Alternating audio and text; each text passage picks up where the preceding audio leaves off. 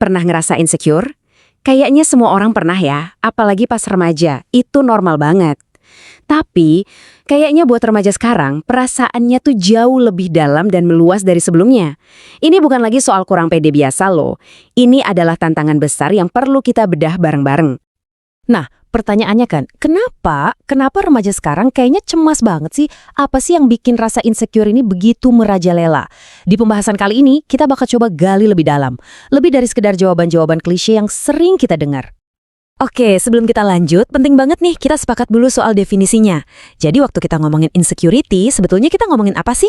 Nah, ini adalah gabungan dari 3 hal. Rasa gak aman, kurang percaya diri, dan cemas sama diri sendiri. Udah jelas ya? Dengan definisi ini, kita bisa mulai penelusuran kita.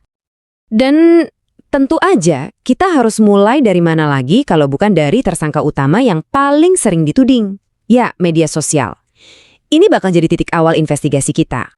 Sekarang, coba deh kita lihat datanya langsung. Ini ada riset dari Indonesia loh. Lihat grafiknya.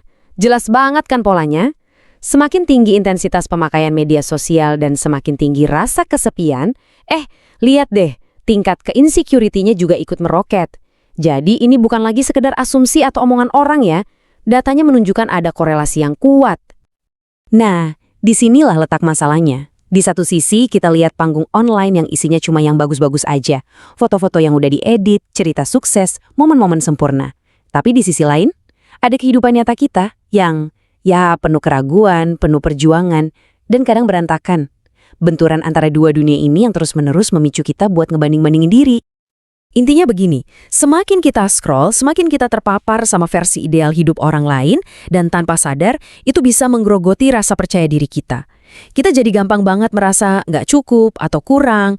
Algoritmanya seolah memang dirancang untuk bikin kita ngerasa kayak gitu. Tapi, tunggu dulu. Kalau kita cuma nyalahin media sosial, itu sama aja kayak kita cuma ngelihat puncak gunung esnya doang. Ada faktor-faktor lain yang jauh lebih mendasar yang ada di bawah permukaan. Yuk, kita gali lebih dalam lagi.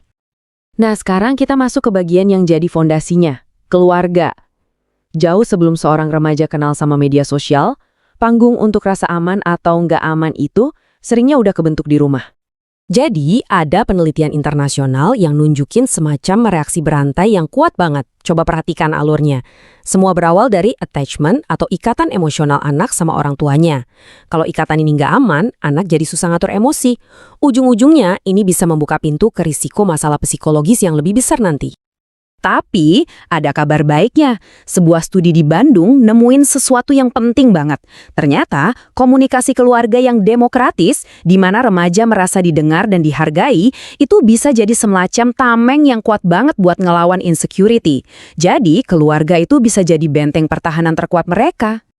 Oke, jadi kalau kita bayangin, keluarga itu fondasinya.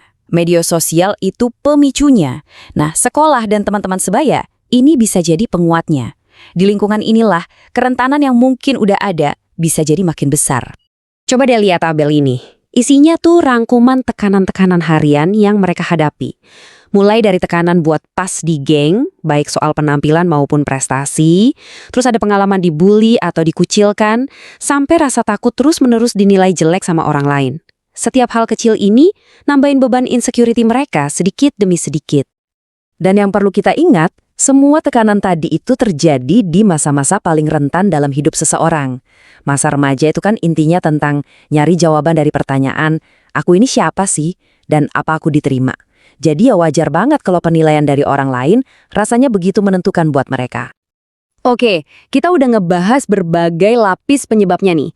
Sekarang pertanyaan paling pentingnya, terus kita bisa apa?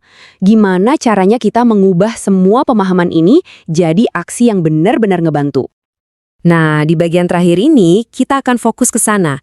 Kita akan bahas langkah-langkah praktis yang bisa diambil oleh orang-orang dewasa di sekitar remaja.